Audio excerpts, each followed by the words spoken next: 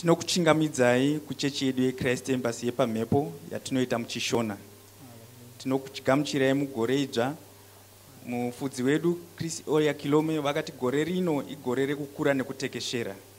Toda kutanga nekunyengetera mugore rino tichitenda Mwari nekutibudirisa kwawakaita mugore ra2016 mumhuri dzedu, mumabusiness, muzvikoro, nzvimbo dzese dzatakabudiriswa naMwari. Toda kuti titende Mwari, ngatinyengeterei. Tinotenda Baba. Shikeri moko ria makasanta rabo siteri moko zoto. Rama shikeri moko zoto rimaka santa rabo. Maziteri moko shikari makasanta rabo sinteri bo. Mazira ramoko shikari boko soto rimaka santa. Ramoko toria makasanto ribaka shikeri moko soto. Rimotoria makasanta rabo soto ria makasite. Ramo shikari moko soto rimaka santa rabo site. Ramokoria makasanta rabo shikeri moko sotori makasanta bari motoria makasanta riboko sotoria makasanta rabotoria makasantori baka shiketoria makasanta riboko soto rimotoria makasanta riboko shikeri moko sotoria makasanta. Tinotenda Mwari makati pagore rakanaka takakunda mune zvese, tikakunda mumhuri dzedu, tikakunda muzvikoro, tikakunda mukudistributa marasposod, tikakunda mune zvese muzita raIshe Jesu Kristu. Hallelujah. Gore rino igore rakanaka. Bhaibheri rinotaura tinobva pakubwinya tichienda pane kumwe kubwinya. Haleluya. Saka Mwari wari kutipa rimwe gore rakanaka. Toda kuti titende Mwari nekukundazve kwatiri kuita nekubudirira kwatiri kuita muna 2017. Haleluya. Ngatikunyengetererei 2017 igore rakanaka.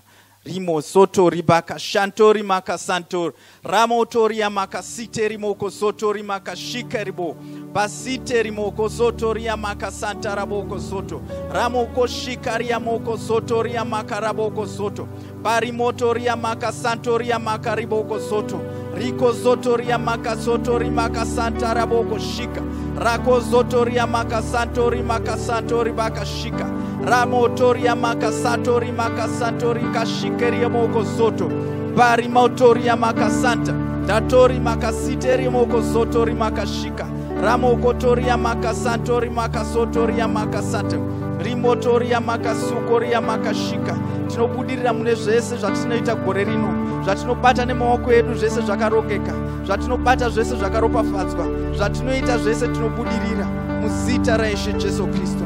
Tinokutendai Baba. Haleluya.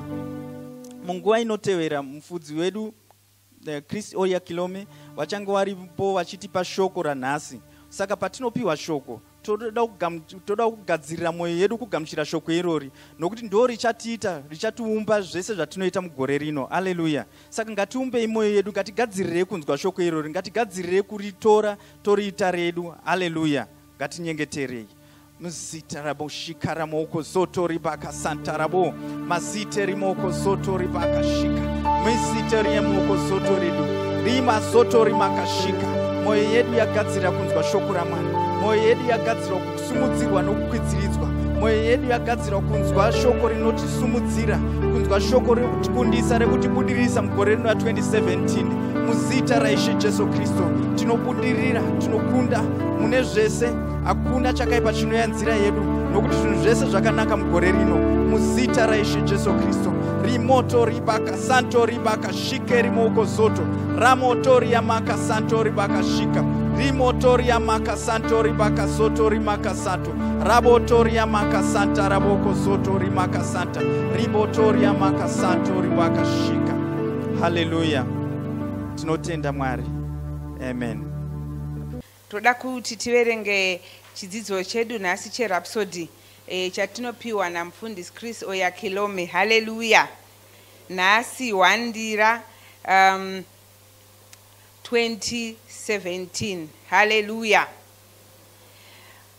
Musoro weshoko unoti ziva zvawakakurongera uzviite. Haleluya. Ndima yatinodzidziswa nayo iri mumapisarema 74 ndima 17 inoti ndimi makatara miganhu yose yepanyika, ndimi makaita zhizha nechando. Mwari ndivo vanorongera mumwe nemumwe wedu zvaanofanira kuita panyika. Hapana angaita zvinopfuura zvaanenge akarongerwa izvi. Ndima yatavhura nayo yati Mwari ndivo vakatara miganhu yose yepanyika ino. Ndivo vakaronga patinokwanisa kusvika. Ndivo vakarongazve patisingakwanisi kusvika. Haleluya. Saka iwe unofanira kuziva zvavanoda kuti uite. Wazviziva unofanira kuzviita neshungu. Izvi ndizvo zvinoreva ndima iyi. Mwari vanogara vachikutumira shoko ravo. Shoko iri rinenge rakatumwa kwauri. Ndivo vanotipa shoko regore. Shoko iri ndiro rinotitungamirira. Rinotitungamirira pfungwa dzedu, rinotitungamirira zvirongwa zvedu. Rinotitungamirira zvose zvatinoita. Ndiro shoko raunofanira kurarama naro.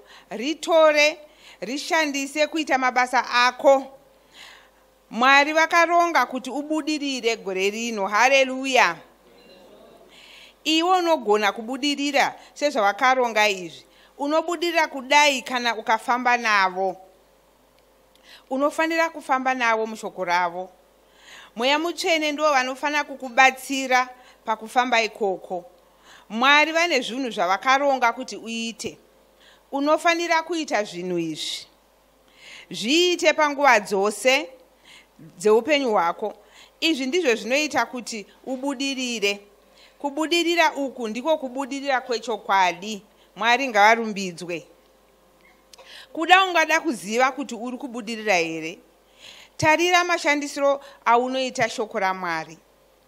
Tarisa kuti une shungu dzekuita zvawakarongerwa naMwari here? Unofanira kutsvaka kuitira Mwari mabasa. Iva neshungu dzokuita mabasa aya. Ivo vanokuratidza zvaunofanira kuita izvi. Vanozviratidza kumweya wako. Zviite, zvipe nguva yekutsanya nekunamata. Tine shoko ratakapiwa gore rino. Fungisisa pamusoro peshoko iri. Unozokunda, unozosangana nemaropafadzo awakagadzirirwa naMweya Mutsvene. Wedzera kudzidza shoko raMwari. Unozowedzera kuziva zvawakarongerwa upenyu hwako naMwari. Unozoziva upenyu hwavanoda kuti urarame. Haleluya. Namata mumashure mangu uchiti, Ishe vandinoda. Munogona kuita zvamakaronga muupenyu hwangu. Munozviita nenzira inodarika zvandingashuva. Munozviita nenzira inodarika zvandingafunga kana kutarisira. Muri kushanda muupenyu hwangu. Muri kushanda mune simba guru. Ndimi muri kuita kuti ndishuve kuita zvinokufadzai. Ndimi zvekare munondipa simba rokuita kuda kwenyu uku. Ndinotungamirirwa neshoko renyu.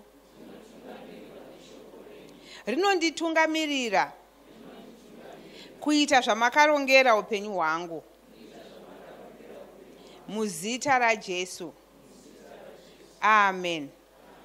Dzimwe ndima dzinotsigira chidzidzo chanhasi ndedzinoti Mapisarema 32 ndima 8 kusvika 9 naZvirevo 19 ndima 21 naMapisarema 37 ndima 23. Mwari wakuropafadzei.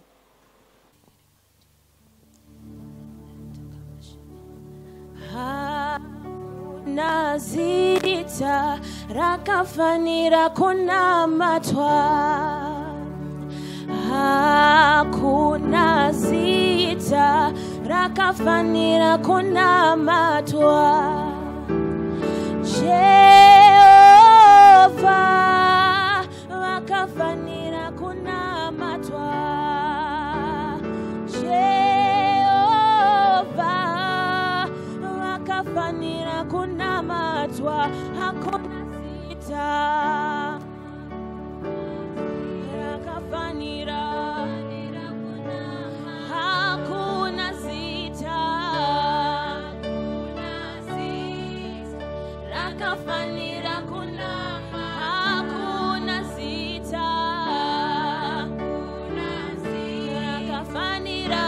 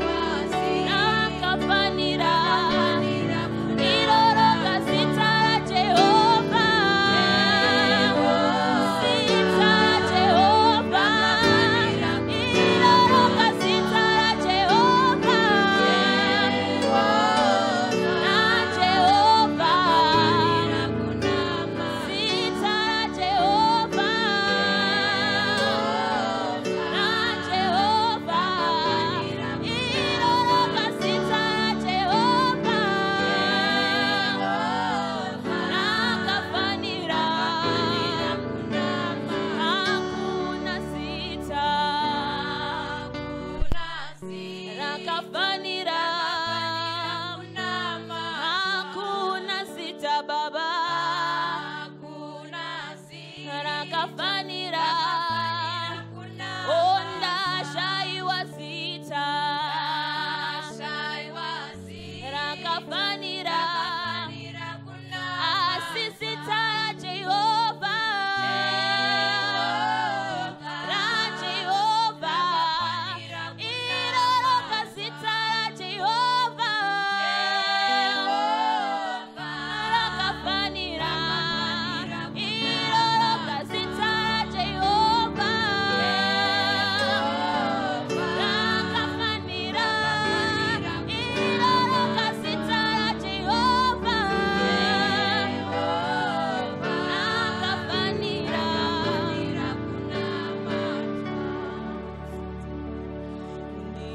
ndichaimba mpone wangu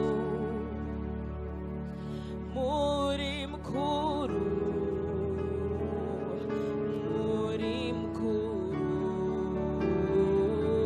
ndichaimba mponesishe wangu muri mkuru ndichaimba ponesishe wangu muri mkuru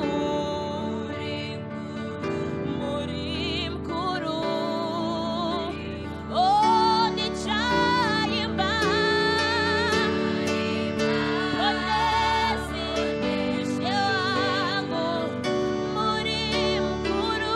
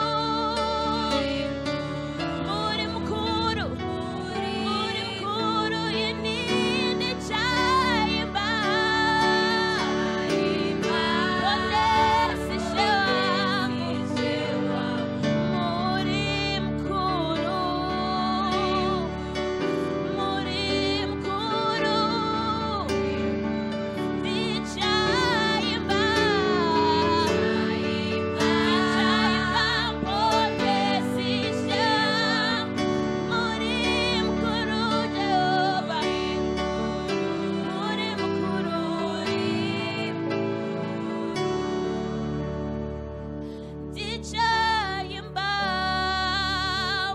ponesishe wangu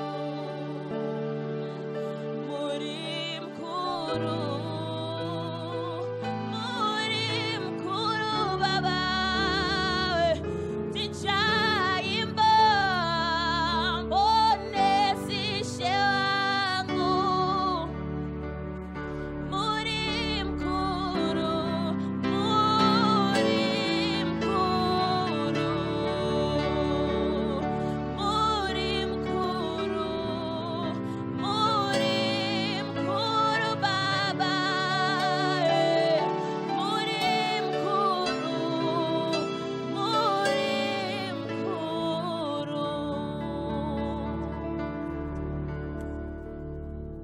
Hallelujah! Hallelujah! Ndoda kuti makorokoto egoreja kwatiri tose. Hallelujah! Takapinda uye tapinda mugore ra2017. Gore ra2016 ranga riri gore ratakapararira kwese kwese tikazadza zvese zvese. Igore ratakaita zvinhu zvakawanda zvatakabudirira mazviri. Tinofara nokutenda Mwari pamusoro pazvo. Patanga tichinamata tawana nguva nomukana wokutenda Mwari pamusoro pegore ra2016. Hallelujah! Igore ratakafara chaizvo. Gore ra2017 mufudzi Kristu vakatotizivisa nechekare kuti igore rechinyi. Vakatotitaurira kuti igore ratichakura nokutekeshera. Ticharamba tichienderera mberi tichingopararira. Haleluya. Kwanzi igore ratichakura chaizvo, igore ratichaita mabasa makuru, igore mabasa atichaita mugore rinoera achange akawanda, akadarika mabasa atakaona mugore rapfuura rese. Haleluya, haleluya. Saka igore ratinofanira kutarisira, igore ratinofanira kufarira. Kwanzi igore zvekare ratichabudirira pazvinhu zvedu zvese. Mugore rino ra2017 uchaita zvinhu zvichibudirira. Kana riri business rauchaita, uchaita business iri richibudirira. Kubasa kwako uchabudirira, kuchikoro kwako uchabudirira. Saka shandisa shoko raMwari. Chimwe chinhu chakataurwa namufudzi Kristu chokuti shoko taripiwa, taakuziva kuti gore iri igore ratichakura, igore ratichatekeshera, taakuzviziva. Asi kwanzi tinoshandisa miromo yedu nerutendo rwedu kuti zvinhu izvi zvichiitika mukati moupenyu hwedu. Shoko rapo, mukana wapo, hapana achagona kuchema achiti ini ndakasaririra pakukura kuya kwamaitaura. Hapana achagona kudaro. Kwavapo taakugona kukuwana. Haleluya. Vakasimbisa zvekare kuti mugore irori pane zvinhu zviviri zvatinofanira kuita. Chekutanga, kwanzi tinofanira kuwedzera zvekare kutaura nedzimwe ndimi. Mugore rakapera vakanga vakatikurudzira vakati tinofanira kutaura nedzimwe ndimi kudarika zvatati takamboita. Gore rino kwanzi taakuwedzera futizve kutaura nedzimwe ndimi dziya. Kureva kuti kana wanga uchimbozitaura nendimi kwezvinhambo 10, waakuwedzera wotaura nedzimwe ndimi kwezvinhambo 20. Kuda wanga uchingoita awa imwe chete, waakuwedzera woita maawa 2. Unofanira kuwedzera. Ndokupima kwaunoita chikristu chako. Ndo maonera unoita kuti uri kubudirira here nokufambira mberi muchikristu chako. Haungogari uchi ndakazvarwa wangu patsva. Aiwa, unoita zvinhu zvinokuita kuti ufambire mberi, uwedzere. Chechipiri chavakati tinofanira kuita mugore rino, kuvaka rutendo rwedu tichirushandisa. Dzidza kurarama norutendo. Vakatierengera vaHebheru 11 kubva pandima yekutanga kusvika yechina, vachititsanangurira kuti sei tichifanira kuvaka rutendo rwedu uye tichifanira kushandisa rutendo rwedu. Dzidza kushandisa rutendo rwako mugore rino pazvinhu zvako zvoupenyu. Hungava utano hwako, kuda pane marwadzo aunawo munyama yako, shandisa rutendo rwako. Usangomirira kuti ndichaenda kwachiremba. Vana chiremba vanogona kuposa, vana chiremba vanogona kusabata chaizvo zviri kuitika munyama yako. Vana chiremba vane pavanosvikawo vagokona kupfuura ipapo.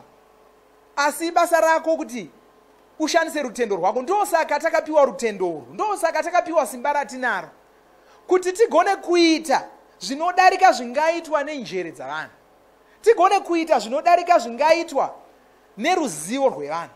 Nokuti ruzivo rwenyika, ruzivo rwevanhu rune parunogumira, rune parunoperera. Pane imwe nguva inosvika vana chiremba pakuti aiwa chimudzorerai kumba, anozorora ari ikoko. Nokuti isu zvese zvatanga tichifanira kuita zvatakadzidzira hatichazvigoni, tazviita hapana chabuda. Haleluya. Saka ndo zvinhu zviviri izvozvo. Saka rangarirai zvinhu zvatataura izvozvi. Igore redu ratichakura nokutekeshera, tichakura nokutekeshera mukati meupenyu hwedu, mukati mezvinhu zvatinoita. Tichaita mabasa makuru anoverengwa. Zvekare tichabudirira pane zvese zvatinoita.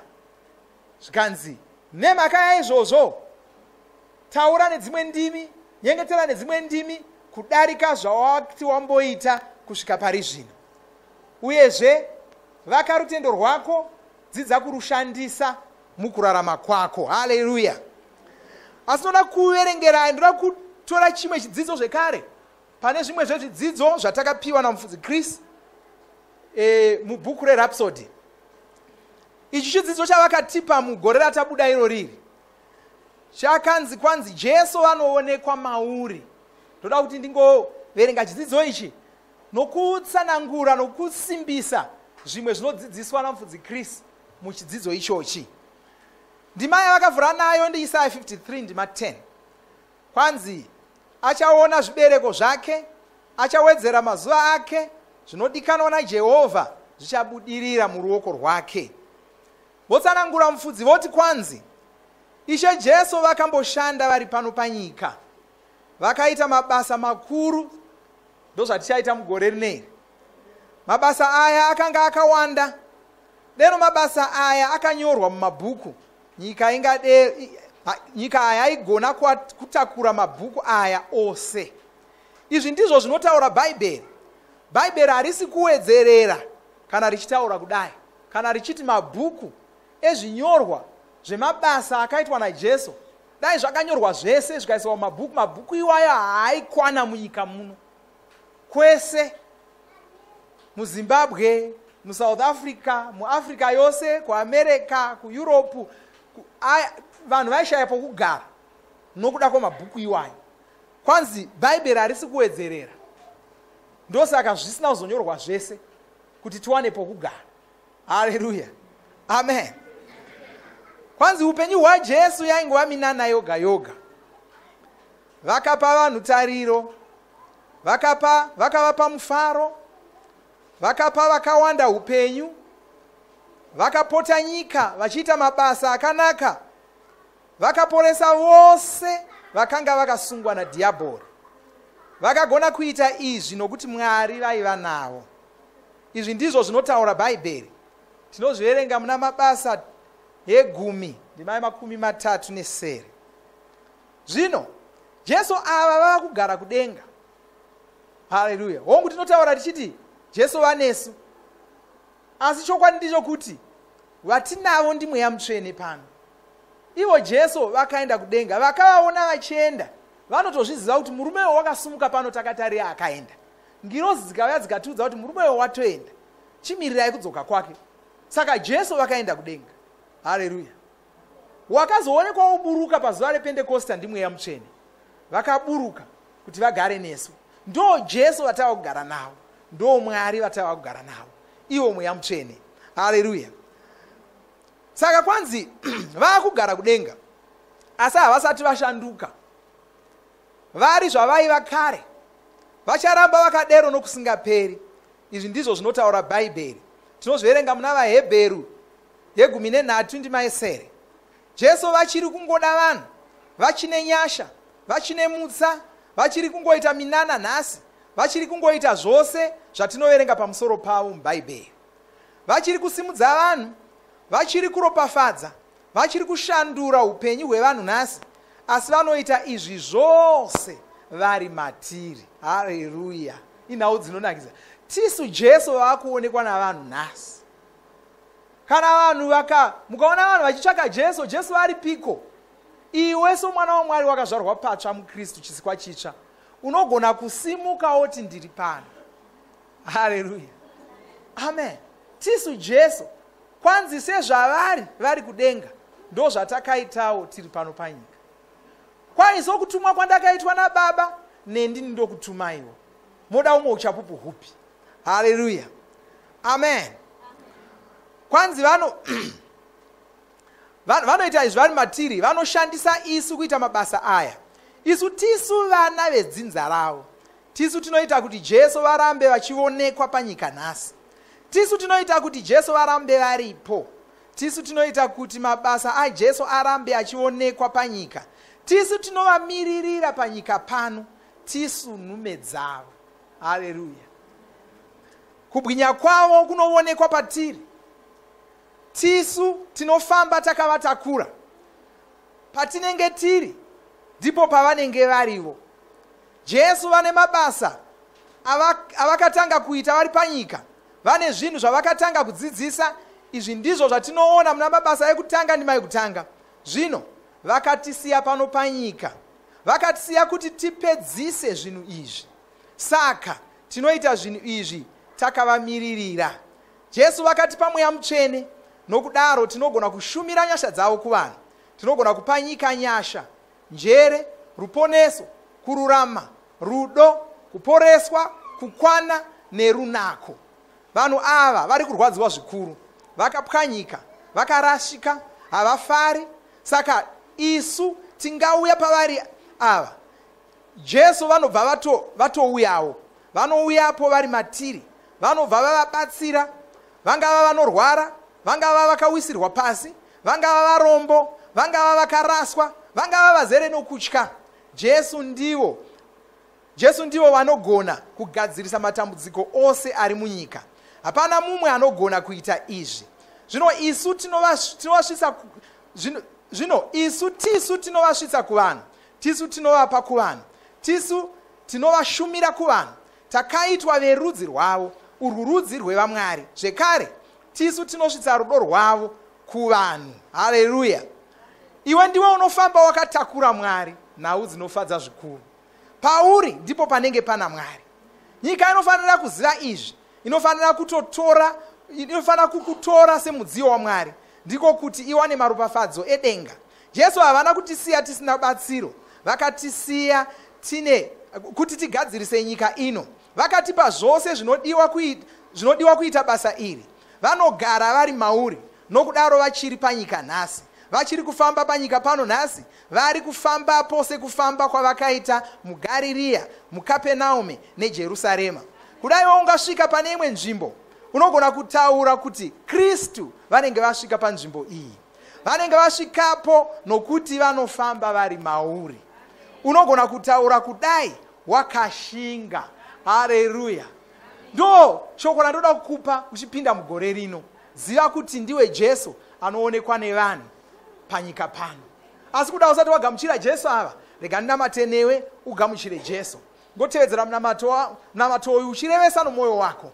Iti, Mwari vari kudenga, ndinokutendai nokuti makanditumira Jesu kuti vandigire upenyu husingaperi. Ndinouya kwamuri, ndinokoka Jesu kuti vapinde mwoyo mangu, vandiponese, vandiite mwana waMwari. Ndinopupura nomuromo wangu kuti Jesu Kristu ndivo vava kutonga upenyu hwangu, ndivo vava ishe vangu. Nokudaro ndinogamuchira upenyu husingaperi muzita raJesu Kristu. Ndava mwana waMwari, ndava chisikwa chitsva. Haleluya! Ndoda kuti makorokoto watanga gore wava chisikwa chitsva. Ndoda kuti ndikokunamatira, chinamatira mumwe nomumwe angabatana nesu pamunamato uno nhasi, muzita raJesu Kristu. Baba, ndinokutendai, ndinopa mbiri nekudzo, ndinopa rumbidzo kwamuri nokuti makanaka, muri mutsvene. Ndinokutendai nokuda kwegungano rangu nhasi, ndinokutendai nokuda kwomumwe nomumwe wapinda munamato uyu. Ndinotaura chiropafadzo pamusoro pake. Ndinonamatira mumwe nomumwe agamuchira Jesu pazuva ranhasi, mukana wakanaka kudai wougamuchira Jesu achitanga gore idzva. Muzita raJesu ndinotaura kuti zita raJesu raakuzikamwa paupenyu hwake. Muzita raJesu Kristu achararama gore rino rese aine mufaro, aine ukukutu. Ndinonamatira vose vangava vari kurwara panguva ino, ndinodzingira kure marwadzo kubva pamuviri wako nezita raJesu Kristu. Ndichitaura kuporeswa, ndichitaura upenyu hwaMwari mukati moupenyu hwako. Muzita raJesu Kristu uchararama gore nerese, uchibudirira, uchikunda, uchikura, uchitekeshera pazvinhu zvese muzita raJesu Kristu. Ndinokutendai Mwari. Haleluya! Saka ndoda kutendai nokuda kukubatana nesu pamunamato uno. Rangarirai zvekare, svondo rinouya, toda kusangana zvakare munamato uno, moramba muchienderera mberi muchirangarira shoko ratakapiwa namufudzi Chris regore rino. Ndo shoko richatitungamirira mugore rino rose. Haleluya! Haleluya! Ivai nezuva rakanaka, ivai nesvondo rakanaka. Mwari vakuropafadzei.